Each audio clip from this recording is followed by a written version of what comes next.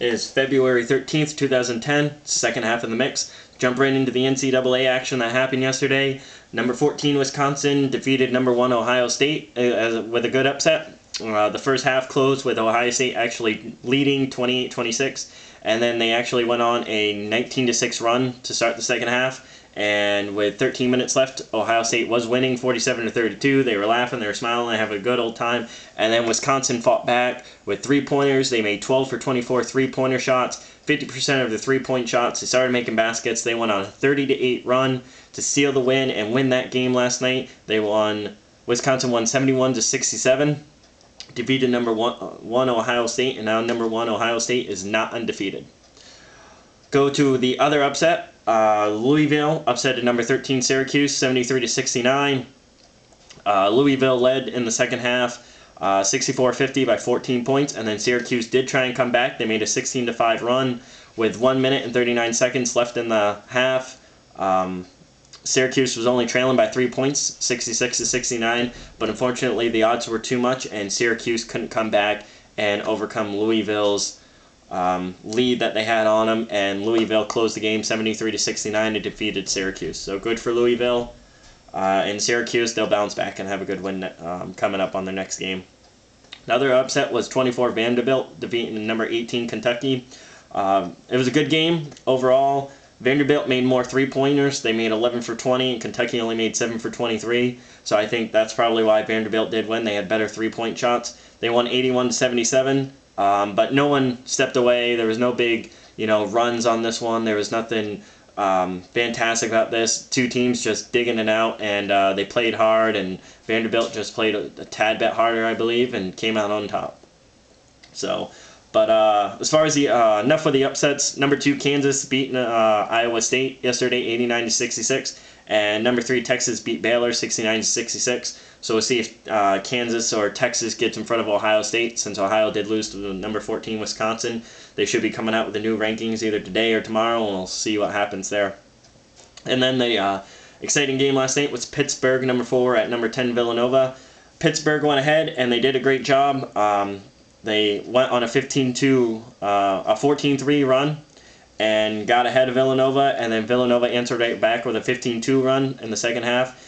And Villanova was only trailing by 4 points, 52-48 with 3 minutes left. And with 58 seconds left, Antonia Pena made a 3-point shot for Villanova and made the game 57-54. Villanova got the ball back, had a chance to tie the game 57-57. They shot the three-pointer, missed it, got the offensive rebound, passed it back to Malik Swains, who went for the three-pointer, but he didn't beat the buzzer, unfortunately. He was about 1/10 or 2/10 of a second off from getting it off before the buzzer, and unfortunately he did make the shot, but it doesn't count because he didn't beat the buzzer. So Villanova lost to Pittsburgh 57-54. It was a great game to watch. Both teams played really good and really hard, but Pittsburgh came out on top this time. And then another game last night was BYU against Utah. BYU won 72-59 as expected. Fredette had a great game, 23 points and 5 assists, which leads me to my next topic with Fredette and Sullinger and which one I would pick to be on my NBA team if I was an NBA owner. We'll go over their stats real quick. Fredette's got 27.5 points averaging per game, leading the NCAA right now in scoring. Sullinger averages about 18. Fredette gets about 4.5 assists. Sullinger only gets about 1.5 a game. Fredette is only averaging 3.5 rebounds, and Sullinger's averaging a little over 10. So Sullinger's doing better on that side of the basketball with rebounds. As far as field goal percentage of making field goals, Sullinger's doing better with 56.8%, and Fredette's only got 47.3% on that side. But Fredette's a better free throw thrower. He's making 90% of his free throws, and Sullinger only makes like 69%. As far as three-point goes, Fredette's the better one on that one. He makes 42% of his three-pointers, and Sullinger only makes 20, but Sullinger's a tall guy, and he's always inside the box, inside the paint, scoring and making shots. So he's not a three-point expert anyways. Fredette's better at that. Sullinger's 6'8", 250 pounds, 18 years old, and Fredette's 6'2", 195 pounds, and he's a senior, 21 years old, and both guys are great. Right now it's predicted next year in the NBA draft that Fredette's going to go number 13 in the first round with the Suns, and Sullinger is going to go ahead of him as number 4 in the first round with the Kings. I would personally choose Fredette just because I like guys that can score. It's a good thing. You need points. That's how you win. Whoever scores more points wins the game. It's that simple. Even though you can break it down as far as defense and that kind of stuff when it comes to a game. But regardless, when it comes down to it, you want to count on the one guy to make that last shot if you're down, or somebody to pick your team up and lead them down the court and score some shots and try to come back if you're ever down in a game. And Fredette's that type of guy. You need him. He'll control the game. He'll make good plays with other players, and he'll make any team really stronger. So Fredette's more like a captain, which is what a team needs all the time. Sullinger is more like a piece. And a piece for a team is what Sullinger more or less is. He wouldn't be a leader. He'd be a great defensive rebounder, great rebounder altogether, so that's what you want to use him for. And Sullinger is still going to be great. He's a great player, lots of energy. He is a freshman, though. I don't know if he's going to go into the NBA draft and actually get drafted by the Kings. Maybe he is, maybe he won't. I don't know the exact answer at the moment. But honestly, I wish he would stay with Ohio State for 4 years, get his college degree. I believe that's what college is all about. Get your degree, play 4 years at Ohio State, have fun playing basketball there, and then go to the NBA and become somebody. But I know it's hard to wait, because when somebody comes a calling, I know I'd be great if I ever got to play in the NFL or NBA or anything like that. I'm not talented enough, unfortunately, but I know if the NFL or anybody came knocking on my door, I'd probably say yes automatically anyway. So I understand why Sullinger would go into the draft, but hopefully he gets his degree first. That's what college is all about. College shouldn't be about trying to make an impression and get into the NBA your first year in college. So we'll see how that goes. But enough of the NCAA. Let's go to the NFL and the negotiations they're having issues with. I'm more on the side of the players now after some of the recent information I figured out. The rookie cap that they're trying to put on, I'm kind of in agreement with. I'm not sure yet. I believe a team should be able to do whatever they want to do and spend as much money as they want to. Their team, I think they can do whatever they want. But according to the NFL, they're trying to put a cap on it. Anybody in the first, second, or third round has to sign a 4-year contract. Any other draftee has to sign a 3-year contract.